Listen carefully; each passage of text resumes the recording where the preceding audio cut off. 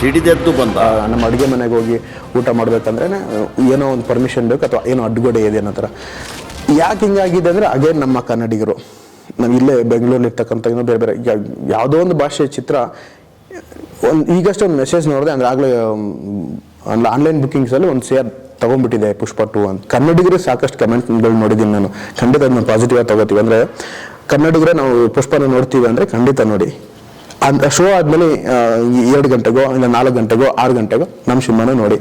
ನಮ್ಮ ಸಿನಿಮಾ ಖಂಡಿತ ಸೋಲುವಂಥ ಸಿನಿಮಾ ಅಲ್ಲ, ಆಮೇಲೆ ನಿಮಗೆ ಬೋರ್ ಹೊಡಿಸುವಂಥ ಸಿನಿಮಾನೂ ಅಲ್ಲ. 2K ಕಿಡ್ಸ್ ಅಂತೀವಲ್ಲ ನಾವು, 2000 ಇಸ್ವಿಯಿಂದ ಹುಟ್ಟಿರ್ತ ಮಕ್ಕಳು, ಅವರಿಗೆ ಈ ಹೋರಾಟಗಾರರ ಬಗ್ಗೆ ಪ್ರೊಫೆಸರ್ ರಂಜನ್ ಸ್ವಾಮಿ ಯಾರಾದ್ರೆ ಗೊತ್ತಿಲ್ಲ, ಕುವೆಂಪುನೇ ಗೊತ್ತಿಲ್ಲ ಕೆಲವರಿಗೆ. ಕುಲವೊಂದು ಕೇಳಿತು ಯಾರಿವ, ಒಲವು ಹೇಳಿತು ನಮ್ಮವ. ಅಂದರೆ ಒಂದು ಕುಲ ಕೇಳಿದ್ರೆ ಯಾರಿವನು ಅಂತಂದ್ರೆ ಪ್ರೀತಿ ಹೇಳುತ್ತಂತೆ, ನಮ್ಮವನು ಅಂತ ಒಲವು ಹೇಳ್ತಾನೆ. ಮೂವಿ ಅಂತ ಬಂದಿದ್ದೆ ನನಗೆ ಫಸ್ಟ್ ಅಪ್ರೋಚು ಧೀರಾ ಭಗತ್ ರಾಯ್ ಟೀಮಿಂದ. ನಮ್ಮ ಸರ್ ನನಗೆ ಕಾಲ್ ಮಾಡಿ ಕೇಳೋದು, ಅವರು ನನಗೆ ಮ್ಯೂಚುವಲ್ ಫ್ರೆಂಡ್, ಸೊ ಬಿಫೋರೇ ಗೊತ್ತಿದ್ರಿಂದ ಅವ್ರಿಗೆ ಆ ಕ್ಯಾರೆಕ್ಟರ್ಗೆ ಆಪ್ಟ್ ಆಗಿ ಸೂಟ್ ಆಗ್ತಿದ್ದೀನಿ ಅಂತ ಅವ್ರಿಗೆ ಫೀಲ್ ಆಗಿತ್ತು.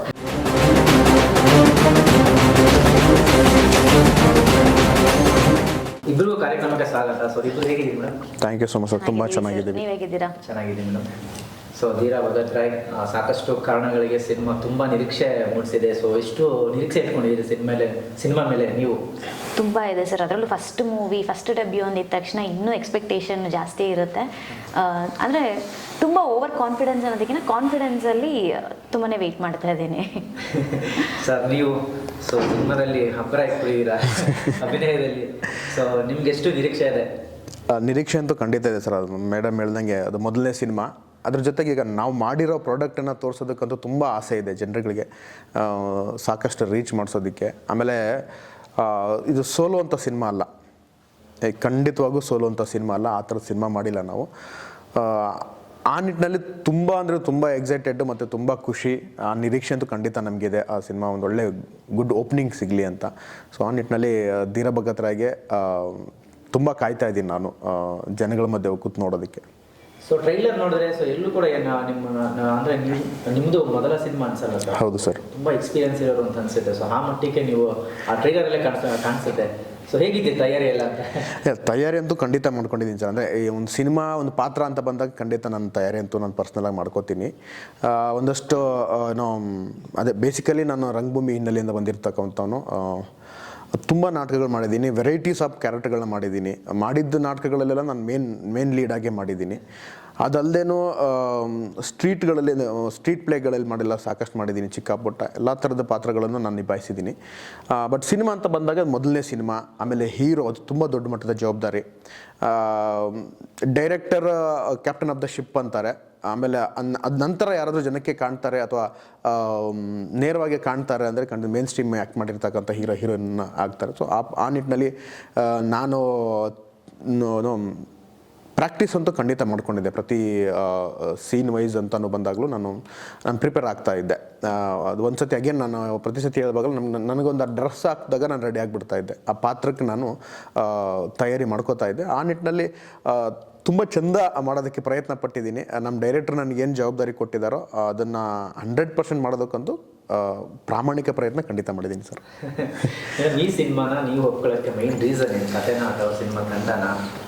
ಫಸ್ಟ್ ಕತೆ ಕೇಳಿದ್ದೆ. ಅದಾದಮೇಲೆ ಅಂದರೆ ನನ್ನ ಕ್ಯಾರೆಕ್ಟರ್ ಬಗ್ಗೆ ಹೇಳಿದರು. ಕಂಪ್ಲೀಟ್ ಸ್ಟೋರಿ ಗೊತ್ತಿರಲಿಲ್ಲ, ಯಾರಿಗೂ ಗೊತ್ತಿರಲಿಲ್ಲ ನಮಗೆ. ಬಟ್ ನನ್ನ ಕ್ಯಾರೆಕ್ಟರೈಸೇಷನ್ ಹೇಳಿದರು ಯಾವ ಥರ ಇರುತ್ತೆ ಅಂತ. ನಾನು ಪ್ಲೇ ಮಾಡಿರೋ ರೋಲ್ ಸಾವಿತ್ರಿ ಅಂತ. ಸೊ ನನಗೆ ಓಕೆ ಮೂವಿ ಫಸ್ಟ್ ಡೆಬ್ಯೂ ಅಂತ ಎಲ್ಲ ಅಂದ್ಕೊಂಡಾಗ ಈ ಥರ ಕ್ಯಾರೆಕ್ಟರು ಹಾಗೆಯೇ ಈ ಥರ ಕಂಟೆಂಟು ಈ ಥರ ಜಾನರ್ ಇರೋವಂಥ ಮೂವಿ ಸಿಗೋದು ತುಂಬಾ ಅಪರೂಪ, ರೇರ್. ಸೊ ಫಸ್ಟ್ ನನಗೆ ಅಪ್ರೋಚ್ ಬಂದಿದ ತಕ್ಷಣ ನನಗೆ ಖುಷಿ ಆಯಿತು. ಸೊ ಕಂಟೆಂಟಿಂದ ನಾನು ಫಸ್ಟ್ ಓಕೆ ಅಂದೆ. ಆಮೇಲೆ ಟೀಮ್ನ ಮೀಟ್ ಮಾಡಿದ ತಕ್ಷಣ ಇನ್ನೂ ಖುಷಿ ಆಗೋಯ್ತು. ಫಸ್ಟ್ ಪ್ರಾಜೆಕ್ಟಲ್ಲಿ ತುಂಬ ಒಳ್ಳೆ ಟೀಮ್ ಸಿಕ್ಕಿದ್ದಾರೆ ಅಂತ. ಸೊ ಮೊದಲ ಸಿನಿಮಾ ಅಂದಾಗ ಮೊದಲ ಸಿನಿಮಾದಲ್ಲಿ ಬೇರೆ ಬೇರೆ ಥರನ ಕಾಣಿಸ್ಕೋಬೇಕಂತ ಆಸೆ ಇರುತ್ತೆ. ಒಂದು ಕಾಲೇಜ್ ಹುಡುಗಿಯಾಗಿ, ಸೊ ಈ ಲವ್ ಸ್ಟೋರಿ, ಸೊ ಈ ಥರ ಎಲ್ಲ ಇರುತ್ತೆ. ಸೊ ಈ ಥರ ಒಂದು ಕ್ಯಾರೆಕ್ಟರ್ ಒಪ್ಕೋಬೇಕಾದ್ರೆ ಸ್ವಲ್ಪ ಕಷ್ಟ ಅನಿಸ್ತಾ ಹೇಗೆ ನಿಮಗೆ? ಕಷ್ಟ ಅಂತ ಏನು ಅನ್ನಿಸ್ಲಿಲ್ಲ. ಫಸ್ಟ್ ನನಗೆ ಮೂವಿ ಅನ್ನೋದು ನನ್ನ ತಲೆನಲ್ಲೇ ಇರಲಿಲ್ಲ ಸರ್. ಅದು ನಾನು ಆಲ್ರೆಡಿ ವರ್ಕ್ ಮಾಡ್ತಿದ್ದೆ. ಸೊ ನನ್ನ ಪ್ರೊಫೆಷನ್ನೇ ಬೇರೆ ಇತ್ತು. ಮೂವಿ ಅಂತ ಬಂದಿದ್ದೆ ನನಗೆ ಫಸ್ಟ್ ಅಪ್ರೋಚು ಧೀರಾ ಭಗತ್ ರಾಯ್ ಟೀಮಿಂದ. ನಮ್ಮ ಸರ್ ನನಗೆ ಕಾಲ್ ಮಾಡಿ ಕೇಳಿದ್ರು.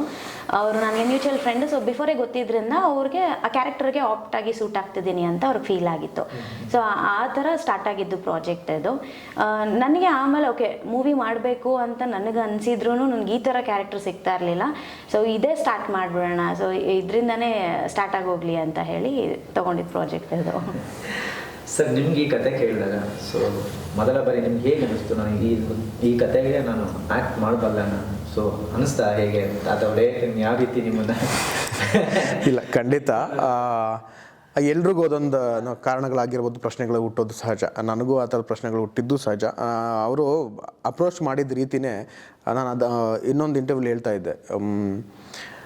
ಒಂದು ಸಿನಿಮಾಗೆ ಅಂದರೆ ತುಂಬ ದೊಡ್ಡ ಮಟ್ಟದ ಆಡಿಷನ್ಗಳು, ಆ ತಯಾರಿ, ಏನೋ ಲುಕ್ ಟೆಸ್ಟ್ ಮಾಡೋದು, ಆ ಥರದ್ದೆಲ್ಲ ಏನೇನೋ ನಡೆಯುತ್ತೆ. ಬಟ್ ಈ ಸಿನಿಮಾಗೆ ನಾನು ಅದು ಯಾವುದೇ ಇಲ್ದೇ ನಾನು ಹೀರೋಗೆ ಸೆಲೆಕ್ಟ್ ಆಗಿದ್ದು. ಈ ಸಿನಿಮಾ ನನ್ನ ಮೊದಲನೇ ಸಿನಿಮಾ. ಫೋನ್ ಮಾಡಿಬಿಟ್ಟು, ರಾಕೇಶ್ ನಿಮ್ಮ ಒಂದು ನಾಟಕ ನೋಡಿದ್ದೀನಿ ನಾನು, ನಮ್ಮ ಸಿನಿಮಾಗೆ ನೀವು ಹೀರೋಗೆ ಸೂಟ್ ಆಗ್ತೀರಾ ಅನ್ಸುತ್ತೆ, ಮಾಡ್ತೀರಾ ಅಂತ ಕೇಳಿದೆ. ಫಸ್ಟ್ ಅಪ್ರೋಚಲ್ಲೇ ನನಗೆ ತುಂಬ ಖುಷಿ ಆಗೋಯ್ತು. ಈಗ ಮಾಡ್ತೀರಾ ಅನ್ನೋದೇ ಮಾಡಿ ಅಂದರೆ ನೀವು ಏನೋ ನಾವು ಇದ್ದ ಇಂಥ ಸ್ಥಿತಿ ಅಂದರೆ ನಮಗೆ ಕೊಟ್ಟರೆ ಸಾಕು, ಯಾರಾದ್ರೂ ಕೊಟ್ಟರೆ ಸಾಕು ಅನ್ನೋಂಥ ಇದರಲ್ಲಿದ್ವಿ, ಕಾಯ್ತಾ ಇದ್ವಿ. ನೀವು ಆರ್ಡ್ರ್ ಮಾಡಿದ್ರು ಮಾಡೋ ಇದರಲ್ಲಂತೂ ಇದ್ವಿ. ಸೊ ಹಾಗಾಗಿ ಅವ್ರ ಪಾಪಕ್ಕೆ ಫೋನ್ ಮಾಡಿ ಹೇಳಿದಾಗ ಅದೊಂದು ನೈಸ್ ಅಪ್ರೋಚ್ ಇರೋದು. ಅವರು ನೀವು ಮಾಡ್ತೀರಾ ಅಂತ ಕೇಳೋದು, ಆ ಥರ ಕೇಳೋದು ಯಾರಿಗೆ ಕೇಳ್ತಾರೆ ಅಂದರೆ ಈಗ ಸಾಕಷ್ಟು ಸಿನಿಮಾಗಳು ಮಾಡಿ ಒಂದು ಗುರುತಿಸ್ಕೊಂಡಿರ್ತಕ್ಕಂಥವ್ರು, ಸಿನಿಮಾದಲ್ಲಿ ಗುರುತಿಸ್ಕೊಂಡಿರುತ್ತೆ ಅಂತ ಕೇಳ್ತಾರೆ. ಬಟ್ ನಮಗೆ ಒಂದು ನಾಟಕ ಈ ಥರದ್ದೊಂದು ಪ್ಲಾಟ್ಫಾರ್ಮ್ ಆಗುತ್ತೆ ನನಗೆ ಅಂತ ನಾನು ಯಾವತ್ತೂ ಅಂದ್ಕೊಂಡಿರಲಿಲ್ಲ. ಬಟ್ ಖಂಡಿತ ಮುಂದೊಂದು ದಿನ ಸಿನಿಮಾ ಮಾಡ್ತೀನಿ, ಒಂದು ಚಿಕ್ಕ ಪುಟ್ಟದ ದೊಡ್ಡದು ಮಾಡ್ತೀನಿ. ಶುರು ಆಗಿತ್ತು ನನಗೆ ಸಿನಿಮಾಗಳು, ಚಿಕ್ಕ ಪುಟ್ಟ ಮಾಡಿದ್ದೆ ನಾನು. ಬಟ್ ಹೀರೋ ಆಗಿ ಡೆಬ್ಯೂ ಸಿಗುತ್ತೆ ಅಂತ ಅಂದ್ಕೊಂಡಿರಲಿಲ್ಲ. ಅವ್ರು ಫೋನ್ ಮಾಡಿ ಹೇಳಿದಾಗಂತೂ ಅದು ಆಮೇಲೆ ಹೀರೋ, ಅದ್ರ ಜೊತೆಗೆ ನಾನು ಆ ಸಿನಿಮಾದಲ್ಲಿ ಲಾಯರಾಗಿ ಬೇರೆ ಮಾಡಬೇಕಿತ್ತು. ಅದು ಡಿಫ್ರೆಂಟ್ ಜಾನರ್, ಅದು ಹೀರೋನೇ ಬೇರೆ, ನಿಮಗೆ ಲಾಯರೇ ಬೇರೆ. ಹೀರೋ ಅನ್ನೋ ಭಾವನೆ ಬೇರೆ, ಲಾಯರ್ ಅನ್ನೋ ಒಂದು ಭಂಗಿ.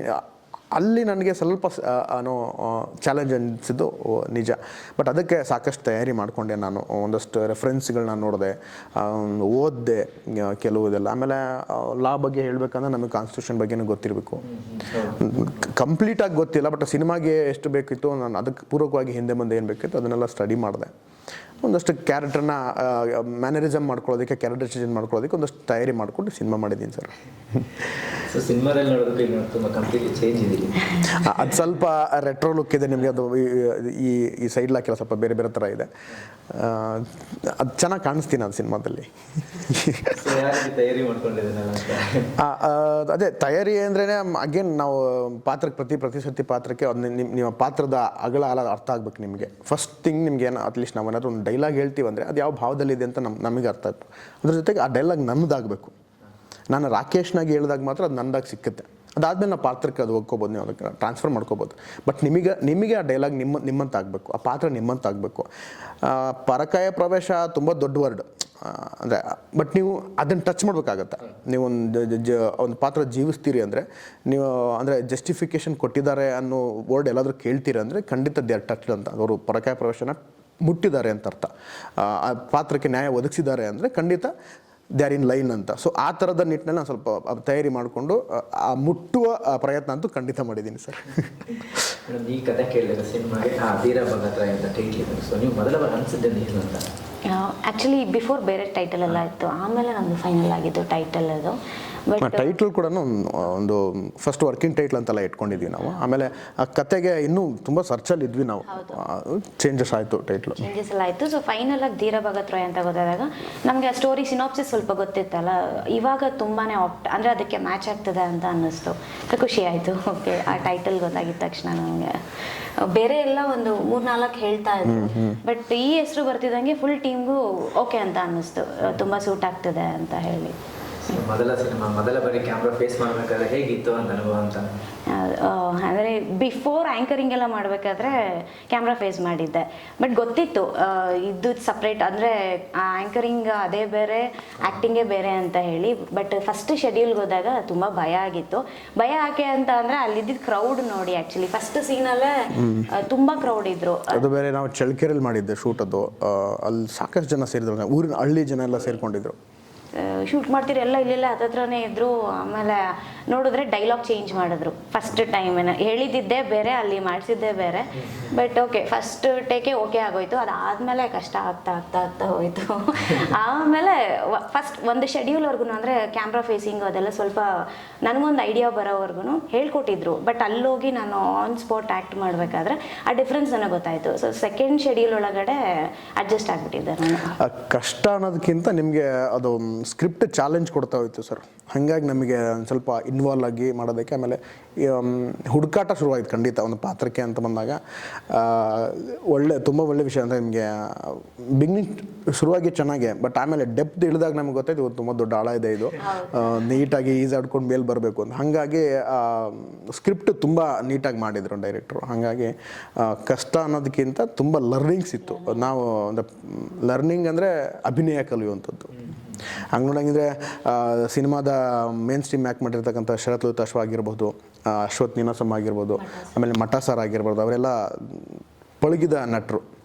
ಅವರೆಲ್ಲ ಏನು ಅಂದರೆ ನಿಮಗೆ ಫ್ರೇಮ್ ವೈಸ್ ಆ್ಯಕ್ಟ್ ಮಾಡ್ತಾರೆ. ಅವರು ಈ ಯಾವ ಫ್ರೇಮ್ ಇರುತ್ತೆ ಆ ಫ್ರೇಮಿಗೆ ಏನು ಆ್ಯಕ್ಟ್ ಮಾಡ್ಬೇಕು ಅನ್ನೋದನ್ನ ಆ್ಯಕ್ಟ್ ಮಾಡ್ತಾರೆ. ಸೊ ಅದನ್ನೆಲ್ಲ ನಮ್ಮ ಈ ಸಿನಿಮಾದಿಂದ ನಮಗೆ ಕಲಿಯೋಕ್ಕೆ ಸಿಕ್ತು. ಆ್ಯಕ್ಟ್ ಮಾಡಬೇಕು ಗೊತ್ತಿಗೆ, ಕ್ಯಾಮ್ರಾ ಮುಂದೆ ಆ್ಯಕ್ಟ್ ಮಾಡೋದು ಗೊತ್ತು, ಬಟ್ ನಿಮಗೆ ಯಾವ ಫ್ರೇಮಲ್ಲಿ ಏನು ಆ್ಯಕ್ಟ್ ಮಾಡಬೇಕು ಒಂದಷ್ಟು ಜನ ಹೇಳೋರು, ಈ ಫ್ರೇಮ್ ಇಟ್ಟಿದ್ದು ಇಷ್ಟೇ ಈ ಕೈ ಆಡಿಸ್ಬೇಡ, ಕಾಲು ಆಡಿಸ್ಬೇಡ, ಅದೇನು ಬರಲ್ಲ ಕಣೋ, ಚಪ್ಪಲಿ ಇದೆಯಾ ಅದೇ ಬರಲ್ಲಪ್ಪ, ಒಂದು ಟೋಪಿ ಇದೆ ಇಲ್ಲ ಬರೀ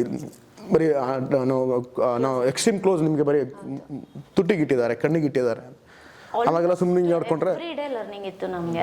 ಸೆಟ್ಗೆ ಹೋಗಿದ ತಕ್ಷಣ ಹೊಸ ಹೊಸ ವಿಷಯ ಕಲಿತಾನೆ ಹೋಗ್ತಿದ್ದೆ ನಾನು. ಆಮೇಲೆ ರಾಕೇಶ್ ಅವರು ರಂಗಭೂಮಿಯಿಂದ ಬಂದಿರೋರು. ಸೊ ನನಗಲ್ಲಿ ಏನು ಪ್ಲಸ್ ಪಾಯಿಂಟ್ ಆಯಿತು ಅಂತ ಅಂದರೆ, ಸೊ ಪ್ರತಿಯೊಂದು ಹೇಳ್ಕೊಡೋರು ನನಗೆ. ಅವರು ಇವರಾಗಿರ್ಬೋದು, ಮತ್ತು ಮಠ ಸರ್, ನಂದು ಅವ್ರದ್ದು ತುಂಬ ಕಾಂಬಿನೇಷನ್ ಬಂದಿದೆ. ನನ್ನ ತಂದೆ ರೋಲ್ ಮಾಡಿದ್ದಾರೆ ಅವರು. ಸೊ ಎವ್ರಿ ಡೇ ನಮ್ದು ಯಾವುದಾದ್ರೂ ಒಂದು ಶೂಟ್ ಇದೆ ಅಂತ ಅಂದಿದ ತಕ್ಷಣ ಸೀನ್ ಪೇಪರ್ ಬರೋದು, ಇಮಿಡಿಯೇಟಾಗಿ ರಾಕೇಶ್ ಅವರು ಅಲ್ಲಿ ಹೇಳ್ಕೊಟ್ಟಿರೋರು ನನಗೆ, ಬಿಫೋರ್ ಸರ್ರು ಬಂದು ಹೇಳಿರೋರು. ಅದ್ರ ಜೊತೆನಲ್ಲಿ ಆ್ಯಕ್ಟ್ ಮಾಡಬೇಕಾದ್ರೆ ಇನ್ನೂ ಖುಷಿ ಆಗೋದು ನನಗೆ, ಇನ್ನೊಂಚೂರು ಇಂಪ್ರೂವೈಸ್ ಮಾಡ್ಬೋದು, ಈ ಥರ ತೊಗೋಬೋದು, ಅದೆಲ್ಲ ಒಂದೊಂದು ಹೇಳ್ಕೊಡ್ತಾ ಹೋಗ್ತಿದ್ರು ಅವರು ನನಗೆ, ಸೀನಿಯರ್ಸ್ ಎಲ್ಲರೂ. ಸೊ ಹಾಗಾಗಿ ನಾನು ಆ್ಯಕ್ಟಿಂಗ್ ಅಂತ ಅಲ್ಲೇ ಕಲಿತೆ ನಾನು. ಆ್ಯಕ್ಚುಲಿ ಆನ್ ಸ್ಪಾಟ್ ಲರ್ನಿಂಗು ನನಗೆ ಎವ್ರಿ ಡೇ ಲರ್ನಿಂಗ್ ಆಗ್ತಾನೆ ಇತ್ತು ನನಗೆ ಸೆಟ್ಟಲ್ಲಿ. ಸೊ ಈ ಕತೆ ಈಗಿನ ಜನ್ರೇಷನ್ಗೆ ಎಷ್ಟು ಆಪ್ಟ್ ಆಗುತ್ತೆ? ಈಗಿನ ಜನ್ರೇಷನ್ಗೆ ಆಪ್ಟ್ ಅನ್ನೋದಕ್ಕಿಂತ ಡೆಫಿನೆಟ್ಲಿ ಒಂದು ನಾಲೆಜ್ ಗೇನ್ ಮಾಡ್ತಾರೆ. ನನಗೂ ಅದೇ ಸಾಕಷ್ಟು ಆ್ಯಕ್ಟ್ಗಳ ಬಗ್ಗೆ ನನಗೂ ಗೊತ್ತಿರಲಿಲ್ಲ. ಸೊ ಅಂಬೇಡ್ಕರ್ ಅವರು ಅಂತ ಅಂತಿದ್ದಂಗೆ ನಾನು ಕಾಲೇಜು ಸ್ಕೂಲ್ ಟೈಮಲ್ಲಿ ಅವ್ರು ಕಾನ್ಸ್ಟಿಟ್ಯೂಷನ್ ಬರೆದಿದ್ದಾರೆ, ಈ ಥರ ಗೊತ್ತಿತ್ತು ಅಷ್ಟೇ. ಆಮೇಲೆ ನಾನು ಓದಿದ್ದಿದ್ದು ಸಬ್ಜೆಕ್ಟ್ಸು ಬೇರೆ, ಸೊ ಅಷ್ಟು ಡೆಪ್ತಾಗಿ ಗೊತ್ತಿರಲಿಲ್ಲ. ಬಟ್ ಈ ಮೂವಿಗೆ ಬಂದ ಮೇಲೆ ಒಂದೊಂದು ವಿಷಯಗಳನ್ನ ಅವ್ರು ಹೇಳ್ತಾ ಹೋಗ್ತಾಯಿದ್ರು, ಅದ್ರ ಬಗ್ಗೆ ರಿಸರ್ಚ್ ಮಾಡೋರು. ಸೊ ಆ ಡಿಸ್ಕಷನಲ್ಲಿ ನಾನು ಇನ್ವಾಲ್ವ್ ಆಗಿದ್ದಾಗ ನನಗೆ ತುಂಬ ಖುಷಿ ಆಗೋದು, ಇಷ್ಟೆಲ್ಲ ಇದೆಯಾ ಅಂತ ಹೇಳಿ. ಈಗಿನ ಜನ್ರೇಷನ್ಗೆ ಅದೇ ಡೆಫಿನೆಟ್ಲಿ ನಮ್ಮ ಮೂವಿ ನೋಡಿದ್ರೆ ಯಾರಾದರೂ ತಪ್ಪು ಮಾಡೋರು ಹೆದರುತ್ತಾರೆ, ಅದು ಥಿಂಕ್ ಮಾಡೋದಕ್ಕೂ ಯೋಚನೆ ಮಾಡ್ತಾರೆ. ಸೊ ಅಷ್ಟು ಮೆಸೇಜ್ ಕೊಡುತ್ತೆ. ಹಾಗೆ ಲರ್ನಿಂಗ್ ಅಂತೂ ತುಂಬ ಇದೆ ನಮ್ಮ ಮೂವಿನಲ್ಲಿ. ಸೊ ಸಿನಿಮಾದಲ್ಲಿ ಆಕ್ಷನ್ಸ್ ಬಗ್ಗೆ ಹೇಳೋದಾದ್ರೆ, ಸೊ ಸಿಕ್ಕಾಪಟ್ಟೆ ಆಕ್ಷನ್ಸ್ ಎಲ್ಲ ಮಾಡಿದ್ದೀರಿ. ಸೊ ಹೇಗಿತ್ತು, ಯಾವ ರೀತಿ ತಯಾರಿಗಳು ಮಾಡ್ಕೊಂಡ್ರೆ ಆಕ್ಷನ್ಸ್ಗೆಲ್ಲ ಅಂತ? ತಯಾರಿ ನಮಗೆ ಫಸ್ಟ್ ಥ್ರಿಲ್ಲರ್ ಮಂಜು ಸರ್ ಅಂದಾಗಲೇ ಭಯ ಶುರುವಾಯಿತು. ಅಂದರೆ ಈಗ ಸಾಕಷ್ಟು ಮೋರ್ ದೆನ್ 1000 ಸಿನಿಮಾಗಳಿಗೆ ಅವರು ವರ್ಕ್ ಮಾಡಿದ್ದಾರೆ. ಆಮೇಲೆ ನಮ್ಮ ಡೈರೆಕ್ಟರ್ ನಮಗೆ ರಿಯಲಿಸ್ಟಿಕ್ ಬೇಕು ಅಂತಲೇ ಅಪ್ರೋಚ್ ಮಾಡಿದ್ದವ್ರಿಗೆ. ನಮ್ಗೆ ಬೆಡ್ ಗಿಡ್ಡೆ ಇಲ್ಲ, ರೋಪ್ ಇಲ್ಲ, ಅಂದರೆ ಬಿದ್ದರೆ ಕೈಕಾಲು ಮುಖ ಎಲ್ಲ ಮಣ್ಗಿಣ್ಣಾಗುತ್ತೆ ಅಂತ. ಅವ್ರ ಜೊತೆ ಇಂಟ್ರ್ಯಾಕ್ಟ್ ಮಾಡ್ತಾ ಮಾಡ್ತಾ ಖಂಡಿತ ಎಲ್ಲರೂ ಸೇರಿ ಮಾಡೋಣ ಅಂತಂದರು ಮಂಜು ಮಾಸ್ಟ್ರು. ಎಲ್ಲರೂ ಸೇರಿ ಮಾಡೋದು ಅಂದರೆ ಖಂಡಿತ ಅಂದರೆ ಒಂದು ಭಾಗವಾಗಿ ಮಾಡೋದು ಅಂತ. ಅದಕ್ಕೆ ಹಿನ್ನೆಲೆಯಾಗಿ ಅಗೇನ್ ನಾನು ಮತ್ತೆ ರಂಗಭೂಮಿಗೆ ಹೋಗ್ತೀನಿ. ನನ್ನ ಸ್ಟಡೀಸ್ ಡೇಸಲ್ಲಿ ನಾನು ನ್ಯಾಷನಲ್ ಸ್ಕೂಲ್ ಆಫ್ ಡ್ರಾಮಾದಲ್ಲಿ 1 ವರ್ಷದ ಅಭಿನಯ ಕಲ್ತಿರೋದು. ಅಲ್ಲಿ ಯೋಗ, ಜಿಮ್ನಾಸ್ಟಿಕ್ಕು, ಕಳಾರಿ ಪಯಟ್ಟು, ಆ ಥರದ್ದೊಂದು ಅಂದರೆ ಈ ಫೈಟ್ ಮಾಡೋಂಥ ದೊಣ್ಣೆ ವರ್ಷೆ ಆಗಿರ್ಬೋದು, ಕತ್ತೆ ವರ್ಷೆ ಆಗಿಲ್ಲ. ಸೊ ನನಗೆ ಆ ಟಚ್ ಇತ್ತು, ಬೇಸಿಕ್ ಕಲ್ತಿದ್ದು ನಾನಲ್ಲಿ. ಬಟ್ ನಾನು ಇಲ್ಲಿ ಅದು ನಂಗೆ ತುಂಬ ಹೆಲ್ಪ್ಫುಲ್ ಆಯಿತು. ಈ ಸಿನಿಮಾದಲ್ಲಿ ಏನೋ ಸ್ಟಂಟ್ ಕಿಕ್ಸ್ ಮಾಡಬೇಕಾದ್ರೆ ಆ ಥರದ್ದೆಲ್ಲ ಮಾಡೋದಕ್ಕೆ ನಂಗೆ ತುಂಬ ಈಸಿ ಆಗೋಯ್ತು. ಅದು ಆ ಈಸಿನ ಮಂಜು ಮಾಸ್ಟರ್ ಕ್ಯಾಚ್ ಮಾಡಿದ್ರು, ಅದು ಚೆನ್ನಾಗಿ ಮಾಡಿಸಿದ್ರು. ಸೊ ಹಿಂಗೆ ಮೇಡಮ್, ಸಿನಿಮಾದ ಸಾಂಗ್ಸ್ ಬಗ್ಗೆ ಮಾತಾಡೋದು. ಸೊ 2 ಸಾಂಗ್ಸ್ ಬಿಡುಗಡೆ ಆಗಿದೆ. ಸೊ ಒಳ್ಳೆ ವ್ಯೂಸ್ ಪಡೆದಿದೆ ಯೂಟ್ಯೂಬಲ್ಲಿ. ಸೊ ನೀವು ಏನು ಹೇಳ್ತೀವಿ?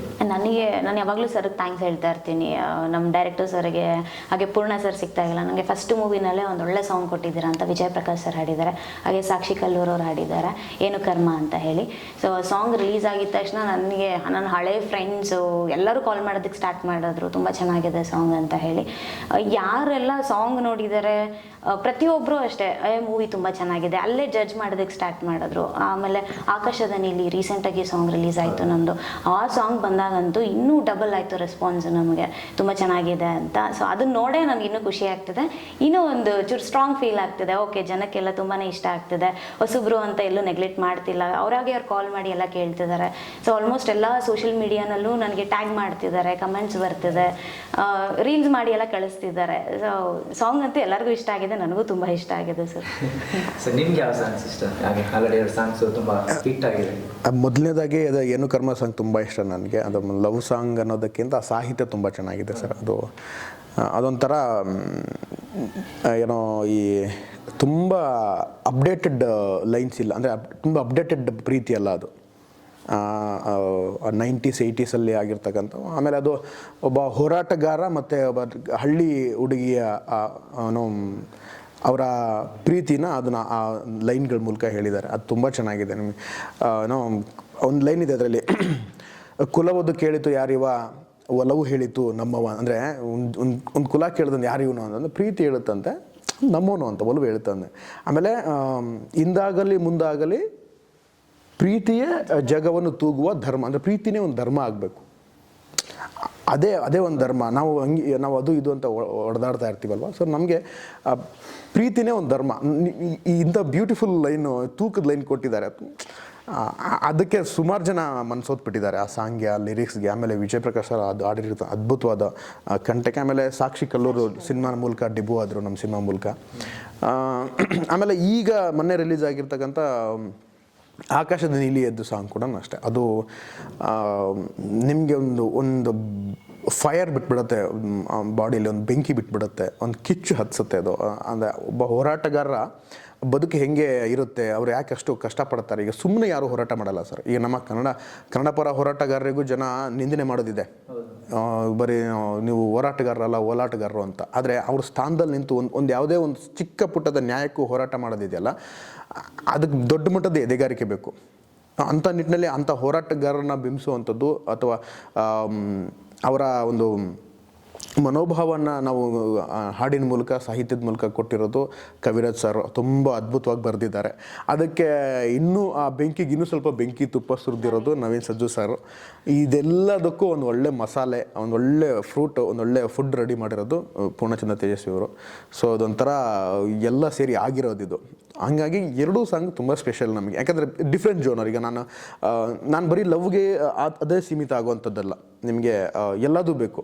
ಹಾಗಾಗಿ ಈ ಹಂಗೆ ನೋಡಿದ್ರೆ ನಮ್ಮ ಸಿನಿಮಾದಲ್ಲಿ 3 ಸಾಂಗ್ ಬೇರೆ ಥರನೇ ಬೇರೆ ಬೇರೆ ಜಾನರಲ್ಲೇ ಇದೆ. ಈಗ ಲವ್ ಸಾಂಗ್ ಇದೆ, ಅದು ಒಂದಷ್ಟು ಜನಕ್ಕೆ ಇಷ್ಟ ಆಗುವಂಥದ್ದು. ಈ ಒಂದು ಹೋರಾಟ ಸಾಂಗ್ ಅದು ಒಂದಿಷ್ಟು ಜನಕ್ಕೆ ಇಷ್ಟ ಆಗುವಂಥದ್ದು. ಇನ್ನು ಡೆತ್ ಸಾಂಗ್ ಇದೆ, ತುಂಬ ಎಮೋಷ್ನಲ್ ಕನೆಕ್ಟ್ ಆಗುವಂಥದ್ದು ಸಾಂಗು. ಅದು ನಿಮಗೆ ನೀವು ಥಿಯೇಟ್ರಲ್ಲೇ ಕೇಳಬೇಕು. ಆ ಥಿಯೇಟ್ರಲ್ಲಿ ನಿಮ್ಗೆ ಕೇಳಿದಾಗ ನಿಮ್ಗೆ ಕಳೆದೋಗ್ತೀರ ಅನ್ನೋದಕ್ಕಿಂತ ಮೌನ ಆಗಿಬಿಡುತ್ತೆ, ನಿಮಗೆ ಒಂದು ಸೈಲೆನ್ಸ್ ಮಾಡಿಬಿಡುತ್ತೆ ಆ ಸಾಂಗು. ಸೊ ನಿಮಗೆ ಇನ್ನೊಂದು ಸಾಂಗ್ ಬರುತ್ತೆ, ಅಂದರೆ ಸೆಮಿ ಅರ್ಧ ಅಂತ ಹೇಳ್ತೀನಿ. ಒಂದು ಸಾಹಿತ್ಯ, ಒಂದು ಸಾಂಗ್ ಮೆಲೋಡಿಯಾಗಿ ಹೋಗ್ತಾ ಇರುತ್ತೆ, ಅಪ್ಪ ಮಗನ ಒಂದು ಬಾಂಧವ್ಯದ ಕುರಿತು. ಸೊ ಎಲ್ಲ ಥರದ್ದನ್ನು ಟಚ್ ಮಾಡಿದ್ದಾರೆ ಸಿನಿಮಾದಲ್ಲಿ. ಕಂಪ್ಲೀಟ್ ಪ್ಯಾಕೇಜ್ ಸಿನಿಮಾ ಇದು. ಬರೀ ಇವ್ರಿಗೆ ಬರೀ ಲವ್ ಸ್ಟೋರಿನೇ ಅಂತಲ್ಲ, ಬರೀ ಹೋರಾಟನೇ ಅಂತಲ್ಲ, ಬರೀ ಆ್ಯಕ್ಟ್ ಅಂತಲ್ಲ. ಮೇಡಮ್ ಒಂದು ಒಳ್ಳೆ ಮಾತು, ನಮ್ಮ ಸಿನಿಮಾ ಖಂಡಿತ ಎಜುಕೇಟ್ ಮಾಡುತ್ತೆ ಸರ್. ಆಮೇಲೆ ಈ 2K ಕಿಡ್ಸ್ ಅಂತೀವಲ್ಲ ನಾವು, 2000 ಇಸ್ವಿಯಿಂದ ಹುಟ್ಟಿರ್ತ ಮಕ್ಕಳು, ಅವರಿಗೆ ಈ ಹೋರಾಟಗಾರರ ಬಗ್ಗೆ ಪ್ರೊಫೆಸರ್ ರಂಜನಸ್ವಾಮಿ ಯಾರಾದ್ರೆ ಗೊತ್ತಿಲ್ಲ, ಕುವೆಂಪುನೇ ಗೊತ್ತಿಲ್ಲ ಕೆಲವರಿಗೆ. ಆಮೇಲೆ ಶಾಂತವೀರ ಗೋಪಾಲಗೌಡರು ಗೊತ್ತಿಲ್ಲ, ಪುಟ್ಟಣ್ಣವ್ರಿಗೆ ಗೊತ್ತಿಲ್ಲ. ಇವ್ರಿಗೆಲ್ಲ ಯಾರು ಹೇಳ್ತಾರೆ ಹಂಗಾರೆ ಇವ್ರು ಮತ್ತೆ ಇತಿಹಾಸ ಓದಬೇಕು. ಇವರು ಇತಿಹಾಸ ಓದಲ್ಲ. ನಾನು ಅವ್ರಿಗೆ ಬ್ಲೇಮ್ ಮಾಡ್ತಾರೆ, ಅವ್ರು ತಪ್ಪು ಅಂತ. ಮೇ ಬಿ ಮಾಹಿತಿ ಕೊರತೆ ಇರ್ಬೋದು ಅವ್ರಿಗೆ.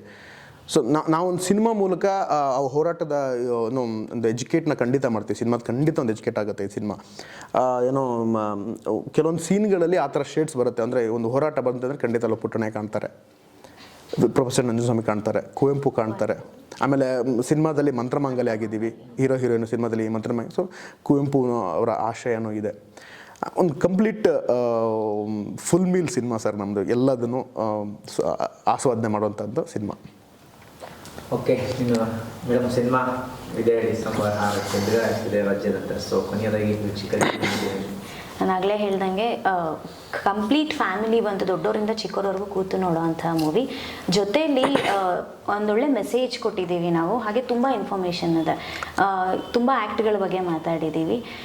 ಅದ್ರ ಜೊತೆಲಿ ಸಾಂಗ್ಸ್ ನನಗಂತೂ ತುಂಬ ಇಷ್ಟ ಆಗಿದೆ. ಹೇಳಿರೋರು ಎಲ್ಲರೂ ಅಷ್ಟೇ ತುಂಬ ಚೆನ್ನಾಗಿದೆ ಅಂತ ಹೇಳ್ತಿದ್ದಾರೆ. ನನಗೆ ತುಂಬ ಸ್ಟ್ರಾಂಗ್ ಆಗಿ ಎಲ್ಲೋ ಅನ್ನಿಸ್ತಿದೆ. ಡೆಫಿನೆಟ್ಲಿ ಮ್ಯೂಸಿಕಲಿ ಹಿಟ್ ಅಂತೂ ಡೆಫಿನೆಟ್ ಆಗುತ್ತೆ ಮೂವಿ ಅಂತ ಹೇಳಿ. ಅದೇ ಥರ ನಮ್ಮ ಮೂವಿ ಕೂಡ ಹಿಟ್ ಆಗುತ್ತೆ. ಸೊ ಎಲ್ಲರೂ ಬಂದು ನಮ್ಮ ಮೂವಿನ ನೋಡಿ, ಹಾಗೆ ಹೊಸ ಟೀಮ್ಗೆ ಸಪೋರ್ಟ್ ಮಾಡಿ. ಇದೇ December 6th all over Karnataka ಬರ್ತಾ ಇದ್ದೀವಿ. ಸರ್ ಕೊನೆಯದಾಗಿ ಏನು ಹೇಳ್ತೀರಾ? ಹೇಳೋದಕ್ಕಿಂತ ಕೇಳ್ಕೊತೀನಿ ನಾನು. ಅಂದರೆ ನಾವು 5ನೇ ತಾರೀಕು ಪುಷ್ಪ 2 ರಿಲೀಸ್ ಆಗ್ತಾ ಇದೆ. ಒಂದು ಸಾಕಷ್ಟು ಥಿಯೇಟರ್ಗಳ ಸಮಸ್ಯೆ ಶುರುವಾಗ್ಬಿಡ್ತು ನಮಗಾಗಲೇ. ಇವತ್ತು ಬೆಳಗ್ಗೆಯಿಂದ ಒಂದಷ್ಟು ಫೋನ್ ಮೂಲಕ ಮಾತಾಡ್ತಾ ನಾವು ಎಲ್ಲಿ ತನಕ ತಲುಪಿಟ್ಟಿದ್ದೀವಿ ಅಂದರೆ, ಈಗ ನಮ್ಮ ಮನೇಲಿ ಕೂತು ನಮ್ಮ ಅನ್ನ ತಿನ್ನೋದಕ್ಕೂ ನಾವು ಹೋರಾಟ ಮಾಡೋ ಪರಿಸ್ಥಿತಿ ಬಂದುಬಿಟ್ಟಿದ್ದೀವಿ. ನಾವೇ ಅಡುಗೆ ಮಾಡಿದ್ವಿ. ನಮ್ಮ ಅಡುಗೆ ಮನೆಗೆ ಹೋಗಿ ಊಟ ಮಾಡಬೇಕಂದ್ರೆ ಏನೋ ಒಂದು ಪರ್ಮಿಷನ್ ಬೇಕು, ಅಥವಾ ಏನೋ ಅಡ್ಡುಗೋಡೆ ಇದೆ ಅನ್ನೋ ಥರ. ಯಾಕೆ ಹಿಂಗಾಗಿದೆ ಅಂದರೆ, ಅಗೇನ್ ನಮ್ಮ ಕನ್ನಡಿಗರು, ನಾವು ಇಲ್ಲೇ ಬೆಂಗಳೂರಲ್ಲಿ ಇರ್ತಕ್ಕಂಥ ಇನ್ನೂ ಬೇರೆ ಯಾವುದೋ ಒಂದು ಭಾಷೆಯ ಚಿತ್ರ ಈಗಷ್ಟೇ ಒಂದು ಮೆಸೇಜ್ ನೋಡಿದೆ. ಅಂದರೆ ಆಗಲೇ ಆನ್ಲೈನ್ ಬುಕ್ಕಿಂಗ್ಸಲ್ಲಿ ಒಂದು ಶೇರ್ ತೊಗೊಂಡ್ಬಿಟ್ಟಿದೆ ಪುಷ್ಪ 2 ಅಂತ. ತೊಗೊಳ್ಳಿ ಸರ್, ಇಲ್ಲ, ಪ್ರತಿಯೊಂದು ಸಿನಿಮಾನೂ ಗೆಲ್ಲಬೇಕು. ಯಾವ ಸಿನಿಮಾನೂ ಕೆಟ್ಟ ಸಿನಿಮಾ ಅಲ್ಲ. ಒಬ್ಬ ನಿರ್ದೇಶಕನಿಗೆ ಎಲ್ಲ ಸಿನಿಮಾನೂ ಅವನಿಗೆ ಅದು ಚೊಚ್ಚಲ ಹೆರಿಗೆನೇ, ಅದು ಪ್ರತಿ ಸಿನಿಮಾ ಮಾಡಿದಾಗಲೂ. ಹಂಗಂತ ಇನ್ನೊಂದು ಸಿನಿಮಾನ ನೀವು ಏನೋ ತುಂಬ ನೆಗ್ಲೆಕ್ಟ್ ಮಾಡುವಂಥದ್ದಾಗಲಿ ಅಥವಾ ನೋಡಬಾರ್ದು ಅನ್ನೋ ಕನ್ನಡಿಗರೇ ಸಾಕಷ್ಟು ಕಮೆಂಟ್ಗಳು ನೋಡಿದ್ದೀನಿ ನಾನು. ಖಂಡಿತ ಅದನ್ನ ಪಾಸಿಟಿವ್ ಆಗಿ ತೊಗೋತೀವಿ. ಅಂದರೆ ಕನ್ನಡಿಗರೇ ನಾವು ಪುಷ್ಪನ ನೋಡ್ತೀವಿ ಅಂದರೆ ಖಂಡಿತ ನೋಡಿ. ಶೋ ಆದಮೇಲೆ 2 ಗಂಟೆಗೋ ಇಲ್ಲ 4 ಗಂಟೆಗೋ 6 ಗಂಟೆಗೋ ನಮ್ಮ ಸಿನಿಮಾನೂ ನೋಡಿ. ನಮ್ಮ ಸಿನಿಮಾ ಖಂಡಿತ ಸೋಲುವಂಥ ಸಿನಿಮಾ ಅಲ್ಲ. ಆಮೇಲೆ ನಿಮಗೆ ಬೋರ್ ಹೊಡಿಸುವಂಥ ಸಿನಿಮಾನೂ ಅಲ್ಲ. ಕಂಟೆಂಟ್ ಅಂತ ಬಂದರೆ ಆರ್ಟು ಅಲ್ಲ. ಅದು ನಿಮಗೆ 4ರಿಂದ 5 ಅದ್ಭುತ ಫೈಟ್ಗಳಿದೆ. ಆಮೇಲೆ ಯಾವ ಫೈಟ್ಗಳು ಬೇಕು ಅಂತ ಅಥವಾ ಹೀರೋ ಏನೋ ಬಿಲ್ಡಪ್ಗೋ, ಸೀನ್ ಬಿಲ್ಡಪ್ಗೋ, ಕತೆ ಬಿಲ್ಡಪ್ಗೋ ಕೊಟ್ಟಿದ್ದಲ್ಲ. ಸೀನ್ ಏನು ಡಿಮ್ಯಾಂಡ್ ಮಾಡುತ್ತೋ ಅದು ತಕ್ಕಂಗೆ ಫೈಟ್ಗಳಿದೆ. ಅಟ್ ದ ಸೇಮ್ ಟೈಮ್ ಸಾಂಗ್ಗಳು ಹಂಗೆ ಸಿಚುವೇಶ್ನಲ್ ಸಾಂಗ್ಗಳಿದ್ದಾವೆ. ಯಾವುದು ತುರ್ಕಿಲ್ಲ. ಪಾತ್ರ ಕೂಡ ಇದೆ, ಈ ಪಾತ್ರ ಅವಶ್ಯಕತೆ ಇಲ್ಲ ಅಂತಲೂ ಇಲ್ಲ. Every single shot, every single scene, every single song, every single fight matters ಸಿನಿಮಾಗೆ. ಆ ಸಿನಿಮಾ ಒಟ್ಟಾರೆ ಧೀರ ಭಗತ್ರ ಒಳಗೆ ಇದ್ದಂಥ ಸಿನಿಮಾ. ಸೊ ಇಂಥ ಸಿನಿಮಾನ ಕನ್ನಡಿಗರು ನೀವು ನೋಡಿ ಗೆಲ್ಸಿ ಅನ್ನೋದಿತ್ತು. ಒಂದು ಸತಿ ನೋಡಿ, ಒಂದು ಸತಿ ಚಿತ್ರರಂಗಕ್ಕೆ ಬಂದು ಒಂದು ಸತಿ ಸಿನಿಮಾ ನೋಡಿ, ಖಂಡಿತ ನಿಮ್ಗೆ ಇಷ್ಟ ಆಗುತ್ತೆ. ಈಗಾಗಲೇ ಟ್ರೈಲರು ತುಂಬ ದೊಡ್ಡ ಮಟ್ಟದಲ್ಲಿ ರೀಚ್ ಆಗಿದೆ. ತುಂಬ ಅದ್ಭುತವಾದ ರೆಸ್ಪಾನ್ಸ್ ಬಂದಿದೆ. December 6ನೇ ತಾರೀಕು ಒಂದು ಒಳ್ಳೆ ಕಂಟೆಂಟ್ ಕಮರ್ಷಿಯಲ್ ಇರ್ತಕ್ಕಂಥ ಸಿನಿಮಾ ಧೀರ ಭಗತ್ರ ರಿಲೀಸ್ ಆಗ್ತಾ ಇದೆ. ಆಮೇಲೆ ಹೊಸಬ್ರು, ಈಗಾಗಲೇ ಹೊಸಬ್ರು ಟೀಮ್ ಕಟ್ಕೊಂಡ್ಬಂದು ಸಿನಿಮಾ ಚಿತ್ರರಂಗದಲ್ಲಿ ಗೆದ್ದಿರೋ ಸಾಕಷ್ಟು ಉದಾಹರಣೆಗಳಿದೆ. ಅಂದರೆ ಹೊಸ ಟೀಮ್ ಏನಾದರೂ ಮಾಡುತ್ತೆ ಅಂತ ಒಂದು ಸೆಟ್ ಮಾಡಿಬಿಟ್ಟಿದ್ದಾರೆ, ಚೆನ್ನಾಗಿ ಮಾಡ್ತಾರೆ ಅಂತ ಸೆಟ್ ಮಾಡಿ. ಸೊ ಆ ಸಾಲಿನಲ್ಲಿ ಖಂಡಿತ ನಾವು ನಿಲ್ತೀವಿ. ಸಿನಿಮಾ ಗೆಲ್ಲೋದಕ್ಕಿಂತ ನೀವು ನೋಡಿದ್ರೆ ಸಾಕು ಅಂತ. ಸೊ ದಯವಿಟ್ಟು December 6ನೇ ತಾರೀಕು ನಮ್ಮ ಸಿನಿಮಾ ಧೀರ ಭಗತ್ರ ಚಿತ್ರಮಂದಿರಗಳಲ್ಲಿ ನೋಡಿ ನಮ್ಮನ್ನು ಗೆಲ್ಲಿಸಿ. Thank you so much. Thank you sir. Thank you.